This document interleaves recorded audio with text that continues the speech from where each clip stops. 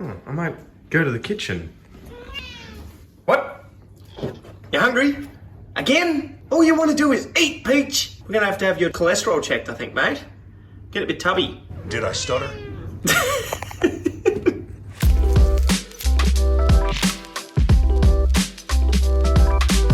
Alrighty guys, so I'm home by myself. I got to get the kids from daycare in about an hour, so I may have gone out today to enjoy myself, let go a little, let my hair down, all of it, and lashed out on some stuff. We went to Bunnings's, we went to, another pop-up kind of store near Target in Warm Ponds, and yeah, I've got loads of crap, needless, superfluous stuff to show you, so let's just get into it and see what happens. Do I need to feed you? All right, come on, go, get out of here, come on. Bloody hell, Peaches. You just don't let up. You're going to be hungry later as a result. All right, here we go. All right, I'm only giving you half a cup, you fatty. All right. Okay, here we go. Man, before we get started, I've got a funny anecdote for you guys. So, my wife's from Brazil. I think some of you, or all of you may know that, may be aware of this. And for the longest time, I was always confused. There's always a bloody tea towel on the ground in the kitchen. And I kept saying to her, why do you do that? It's just messy. If there's shit on the ground, if you spill something, just clean it up and then just chuck the tea towel in the wash, right? I think that's what we would do here in Australia at least. And she's like, looked at me like, what the hell's wrong with you? It's a floor towel. And I was like, a floor towel? What? And she looked it up in Portuguese. I think it's called pano de chão or something like that, right? Like, literally floor towel. And there's a whole market for them. So it's actually a thing in Brazil where they will have in the kitchen pretty much at all times, at least in my wife's, where she grew up, right, in her family, they would have a tea towel that would effectively sit on the floor and would just stay there for any kind of accidents that happened. And she always does these ones. She'll be there, I'm gonna hold this up, and she'll be just doing this all the time. It's a pretty good workout, and I actually now really like it, and I'm, sort of embracing this foreign culture. But it was just so funny because I was like, if you just look floor towel, buy floor towel in English, like nothing comes up. So yeah, anyway, really interesting cultural shock for me on my behalf, and my wife just looking at me like, how have you dumb Australians never thought to do this? Also got another funny story for you guys before we get started. I feel like I have culturally appropriated the shit out of someone, and I just don't know who. My auntie and uncle are over from Canada at the moment, and they went to an op shop the other day and decided to be really nasty and buy me this for $1. I don't know where it's from. It could just be some generic thing, but it looks like, it's pretty good quality. Anyway, they've given it to my kids, so I have to deal with that on a regular basis now in the house. So if my auntie and uncle are ever watching this, thank you. Thank you so much. Thanks for nothing. Okay, so I went out today and I got a few different things. Do you want to start with the boring stuff or the interesting stuff? Boring stuff wise, I grabbed some of these little clips here that you can just chuck on the walls, and hopefully you can kind of see in there how it works. Hopefully I will be able to connect or sort of, what would you say, hook up, support some of these vines along the walls and maybe even the roof to just add a bit more of a jungly feel here. So I got kind of influenced and encouraged, or not encouraged, but influenced by the Jungle Havens channel on YouTube. So Claire over there has done that with hers. I'm not sure if she's used these clips, but she's definitely got pothos or, whatever vining plants and sort of put them all over the roof and over the wall, and it just looks amazing. So I thought, I'll give that a whirl. So I went and bought a bunch of these. I think they're about $5 for 12 or something. Sorry, it's getting blasted by the light, but that's what they sort of look like, and they're removable, right? So that was sort of what I wanted. Didn't want to damage the walls too much. So I went and grabbed those.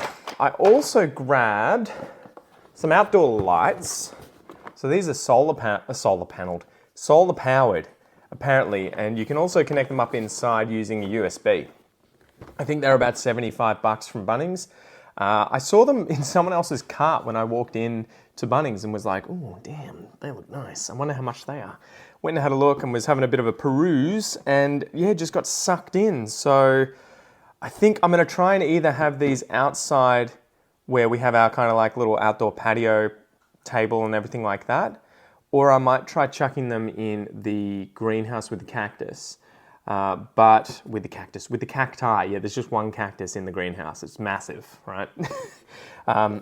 So I think I'm going to try and chuck it in there first and we'll see how it works. I'm hoping I can sort of turn it on and off so that if I want to go in there and do things at night, I can do that, because we're going into winter at the moment, so we're in autumn. Summer just finished about a week or two ago. And as a result, 3 weeks ago, as a result, the days are getting shorter and shorter. And yeah, it's just a pain in the butt if I'm like, I've got all this energy that I want to take out on my cacti and I can't do it because it's dark. Unless I get like a head torch or something. But I feel a bit, I don't know, feel a bit creepy, right? What a weirdo. He's not a weirdo. He's just old. So I did that. What else did we do? We hit 2 other Bunnings. One of them had some cacti come in, one of those new Paradisia Collector's Corner deliveries, and they seem to get the same stuff on a regular basis. So I tend to just keep an eye out at the moment for columnar cacti like this. So we have the blue torch over here. This is Myrtillocactus geometrizans, the blue torch. Beautiful. This one is so pale too. So I think that was, what, there you go, $6.45. Cheapest chips. And then also Trichocereus spachianus. Gotta love any cactus with anus in the species name, because every single cactus I've seen with anus in it is definitely something you want to keep away from your anus. There, I said it, okay? Anyway, so imagine sitting on this one. Why would you say that? Oh, Jesus, not funny. So I had to grab one of these. These are apparently really, really, really good rootstock when you want to do grafting. Geometrizans is used quite a lot as well, although this is a particularly beautiful one with these dark, dark black little spines. So I might keep some of them without necessarily chopping the tops off all of them. But the spachianus, it just sounds funny, the spachianus, spachianus. How old are you? I don't know. Quite young. These ones I'm stocking up on anytime I see them to use as grafting stock, because they're the perfect size as well. And I should show you that it's $10. The cheaper way of doing it would probably be having 2 or 3 years up your sleeve and growing them from seed. But at the moment, I am not patient enough to wait 2 or 3 years to start grafting cacti that I am growing and have purchased. And I'm growing some out of seed, but they take a long time. It's really bizarre. You actually, when you germinate the seeds, it's like they germinate like that, right? Like the Astrophytum seeds that I germinated took 3 days and they were already like this tall. And I was just like, mind blown, right? But it makes sense. If you're a desert plant and it suddenly rains, the rain's not hanging around for very long, right? The moisture is going to be gone ASAP. So you need to rapidly be able to germinate and grow to a size where you are going to be able to maintain enough moisture to stay alive during, the drier periods. But then they slow right down, and it just takes like a year or 2 for them to get to, even like button size off graft if you haven't grafted them onto something. So yeah, just something really interesting compared to, say, germinating seeds of other plants. I mean, a lot of the garden varieties are pretty quick, but there are stuff like the anthuriums which take ages. And you're just sort of like, well, I guess it's in a rainforest, right? So there's probably abundant moisture. Anyway, so I grabbed those 2. I then went to the Warm Ponds Bunnings. And you know what I found, guys? I couldn't believe this, and I just couldn't help myself. I found, I think it's Burro's tail. So the donkey's tail succulent. I see these all over the shop. In Australia here we have, I think it's called Bean Squeeze, right? It's a franchise. They're all over the place on highways, usually heading into cities. So they won't be on the outbound traffic, they'll be on the inbound traffic side so that you can go in and get your coffee on the way to work, right? I think that's their basic business model, and it works. I'm there almost every day. But they always have these little planters, which I'll get to shortly, sort of stuck on the side of the wall with heaps of these guys just growing, cascading down. But I haven't actually seen these anywhere. So when I went into the Bunnings today, they had a whole bunch of them, and I think I ended up actually buying, oh geez, they're sort of unstable though, and they keep dropping little beans off of them themselves. I ended up buying 4 of them to pot up all together, and I think they were $4.75 each. But yeah, I grabbed a whole bunch, and the ones that I grabbed were the sort of bushy ones that had multiple heads coming off it, so hopefully it fills out the pot ASAP. This one's trifurcated, if that's even a word. There's 3 heads coming off it. So yeah, really pumped to see them. Cheap as chips, couldn't believe it, and I only left 2 in the store. So yeah, next I grabbed an interesting looking Euphorbia. So this is Euphorbia cylindrifolia. So I guess that means cylindrical leaves, which you might be able to sort of see there. I love the dark purples on this. I'd sort of seen them around, seen them online, but I hadn't actually seen them in the store. And so yeah, it was there and I grabbed it. Shameless. And yeah, it was, again, bloody lights blasting everything out. It was $9.98. It's $10. But I'm interested to grow this one out. Euphorbia seems to be one of these genera that is just so diverse. It really, I need to look into the taxonomy of it and how and why they've decided to include so many species within a single genus, right? I think there's like thousands, maybe there's at least 1,000 species in the genus Euphorbia. And they look like anything from, you know, something as weird as that to something like this, which we'll get to shortly. I actually thought this was a cactus today. I was like, fuck, I'll buy that. And no, I mean, it doesn't matter that it's Euphorbia, but I was like, oh, wait, what? So it seems really weird that they have so much diversity, but for some reason, and again, I don't know why, there'll be a reason, it must be something to do with the flowers and the conservation of certain traits in those that they've just used to define the genus. And so anything with those traits are in that genus. But I would say there's probably more cactus species than there are, there's probably fewer cactus species than there are Euphorbia species. And I think there's over 100 different genera within the cactus family. So yeah, it is one of these peculiar things. You see some of these Euphorbia and you're like, these do not look anything like each other. Like at least a cactus looks like a cactus looks like a cactus, right guys? Don't tell anyone I said that, but you know, they all have pretty similar kind of traits. But yeah, Euphorbia seems to be incredibly diverse morphologically, has all sorts of weird forms, and you're kind of like, I don't feel like it should be a single genus. It feels like there's more going on there. Anyway, so I got this Euphorbia, and then I went over to Target in Warm Ponds. I was going to go and have a look for some Dino Ranch toys because my son is obsessed with it at the moment. Bloody hell, sneeze. So Dino Ranch is like another one of these shameless child franchise cartoon things similar to, I think, Paw Patrol and Mighty Express. So they've really just abused the shit out of those different things that kids love to make TV shows, right? You got like Paw Patrol, which is like dogs and animals and like cars and machines. Then you've got Mighty Express, which is the whole Thomas the Tank Engine crowd, but like kind of new agey, and they can do all sorts of weird transformery kind of crap. And then you've got Dino Express, which is like Dino Ranch, which is as it sounds. It's all dinosaurs, kids and their dinosaurs riding dinosaurs and T-Rexes that are best mates with bloody, you know, brachiosaurids or whatever. And they've combined that with the West and Westerns, right? So everyone's hee-haw, get her done, skater, and using, you know, what are they called? Bloody lassos and all that sort of stuff. And you're like, so you've taken the whole, kids love the whole cowboys and Indians thing, you know, and it's probably, don't cancel me for saying the word Indian, Native Americans, okay? Native Americans and cowboys.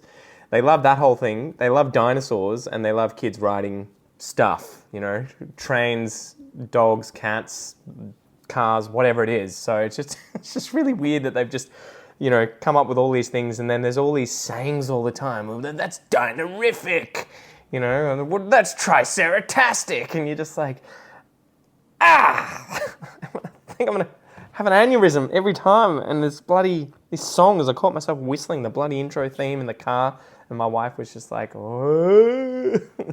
Anyway, side rant. So anyway, we went there. They didn't have any of that. I got some other stuff for the kids, some shoes, some sparkly shoes for myself, for my daughter. And then on the way out, they have this stall that's always in the middle of the mall. And for some reason, they get stuff from the same place, right? The Paradisia Nurseries. But they have way different kind of weirder stuff. Like, I don't know why they get completely different stuff from Bunnings or whatever. I guess it's different price points, but anyway, they do. So I saw a whole bunch of really interesting stuff there and decided to lash out. I'll go through and give you a look. So this, I thought, like, talk about convergence, right, guys? Like evolutionary convergence. These guys are in completely different families of plants, right? But have a look at that. Like, doesn't that just blow your mind? Evolution, guys. Evolution is just fucking amazing. You know, it's kind of like the Australian wolf, right? The Tasmanian tiger, Thylacine, that we had and that we drove to extinction at the turn of the 20th century. That and wolves, right? They're convergent. One's a marsupial, one is closer related to kangaroos, and the other one is a eutherian mammal, right? Wolves, they're closer related to us and whales and otters than they are to kangaroos and marsupials, right? And yeah, the thylacine. But they ended up taking up the same niche space and hunting things by running them down, catching them, everything like that. And so you end up with these animals that have the same morphology. They look very, very similar despite being incredibly separated evolutionarily. And it's the same thing here. This plant is from, I believe, South Africa. And this one is from, I'm not sure exactly, but it'll be the Americas. So completely different. And the Americas split from Africa tens and tens of millions of years ago. Cactus are only 5 million years old. And I think Euphorbia may even be younger than that. I'm not sure. But either way, millions of years of separation between these guys, probably tens of millions of years if you go in and have a look at the plant families. And yet, they have evolved to look so similar. They've got spines. They've got this grey kind of sheen on the epidermis to protect them from UV radiation. And they have a similar kind of succulent growth pattern to be able to deal with really arid environments. So it just blows my mind. And in fact, I saw this today. I didn't see the tag because it was hiding all the way at the back here. And I was just like, oh, it's this, you know, weird monstrose form of Myrtillocactus. I'll buy that because, hell, it looks interesting as, and I love blue-grey cacti.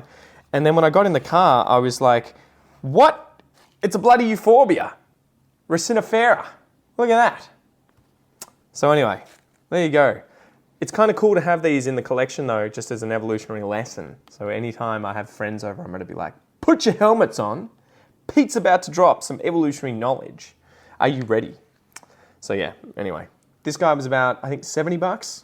So pretty good considering the size. It's probably, you know, quite old. I mean, you know, multiple years. So I grabbed that one. And then I had to like sort of gave the side eye to this dude. When did you become such a pervert? I was like, this one looks good. Grabbed it. And it was funny. I went up and said, can you guys do a cash deal? Like if I give you guys cash, can you give me a discount? And they're like, yeah, we'll call the lady, you know, who runs this thing and we'll suss it out. They couldn't get through to her in the end, so I just paid what it was worth. It was funny because I'm like, I need to get 4 or 5 things here. These are just beautiful cacti. I really want them, and a Euphorbia. And the guy's like, go get a trolley. So I went and nicked a Target trolley somewhere and used that. Anyway, so I got this one, and I wonder if you can see what's weird about it. And that was the reason I got it. If it had just looked like a normal, I think it's a Trichocereus peruvianus, another anus. Trichocereus peruvianus, so the same genus as Trichocereus spachianus. I think it's cresting. So you can probably see at the top here, the meristem isn't a single point anymore, like you would see at the tip of the Trichocereus spachianus here. So it's a single point that is where the new growth is coming from. This one, for one reason or another, it was a single point up to about here. And then you can see, I think you can kind of see this point here. This is where it's decided to turn into this crest at the top. And it's also, it seems to have activated the areoles on the side here to create these kind of pups that are coming out the side of the plant. So anyway, I got this mainly for curiosity. I want to see what the hell it's going to do. I'm really curious to see how this thing is going to grow. Is it monstrose? Is it cresting? What the hell is it doing? And yeah, I couldn't say no. It's weird. It's almost like, it looks like a baby's fist, you know, or a foot pushing out here. So yeah, you guys will have to let me know. Would you have bought this? Just weird plants, man, doing weird shit. It just tickles my fancy, wets my whistle, and I had to grab it to just see what's going to happen next, mate. What have you got planned? So yeah, and I wonder if you could probably behead this thing. I could probably chop it back here, and it would start sending out normal pups, and I could keep the top part as a separate plant. It would you know, sort of seal off the bottom and eventually grow roots, and you could have that plant grow and it would keep cresting and doing its weird stuff. So yeah, anyway, really bizarre. Trichocereus peruvianus. I think I had someone asking, do you have a Peruvian one in there? And I was like, nope, but now I do. So there you go. Just so bizarre, right? Like it's, yeah, strange. Okay, we've got 3 more things to show you. I. This one I thought looks like some kind of cordex plant. I don't even know how to say this. Portulaca, molokiniensis. So this one just looked weird. This one was bifurcating too. It had sent out 2 stems, so I had to grab it. It was $8, and I'm like, what is this thing gonna do? Like, is it gonna grow this huge cortex at the bottom? You know, it looks like a succulent, looks like it's arid adapted. Really interesting, cheap, and yeah, I'm just kind of keen to see what it does.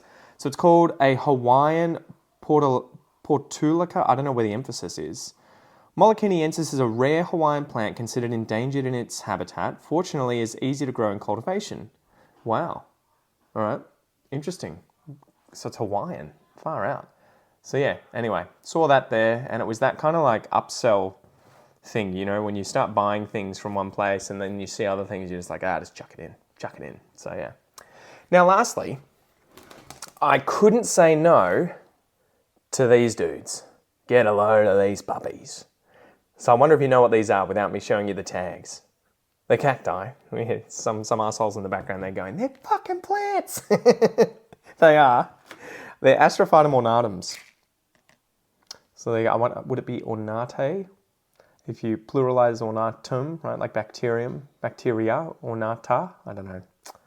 So yeah, I saw these and I don't know how they grow them. Like I assume they're from the same plant, and they've, for whatever reason, decided to turn into 2 plants, like kind of popped off at the base.